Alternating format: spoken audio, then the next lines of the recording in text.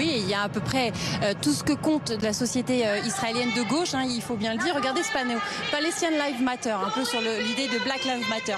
En fait, ce soir, il y a beaucoup d'Israéliens qui veulent venir dire que la vie des Palestiniens et que ce qui se passe en ce moment dans la bande de Gaza compte pour eux, qu'ils ne sont pas tous dans le même sac et qu'ils ne sont pas tous derrière la politique de Benyamin Netanyahou. Vous l'avez dit, ce soir, tout à l'heure, on a rencontré, il y a beaucoup de réservistes ou d'anciens soldats, dont un ex-pilote d'hélicoptère de l'armée de l'air israélienne, qui a lancé une pétition qui a rassemblé en quelques jours plus de 1200 signatures de soldats qui expliquent pourquoi, selon eux, cette politique va-t-en-guerre, comme on l'appelle ici, de Benyamin Netanyahou, ça n'est pas une bonne chose parce que le Hamas ne sera pas défait seulement par la force militaire, les otages ne pourraient pas être ramenés seulement par la force militaire, c'est ce qu'on vient de dire ici. Et puis aussi, on a entendu ici et là, parmi ces anciens soldats, parmi ces réservistes, parmi cette population civile, eh bien la crainte que Benyamin Netanyahou, à l'extérieur, au monde entier, en France notamment, abîme durablement l'image des Israéliens. Et c'est pour ça que ce soir, il y en a beaucoup qui viennent.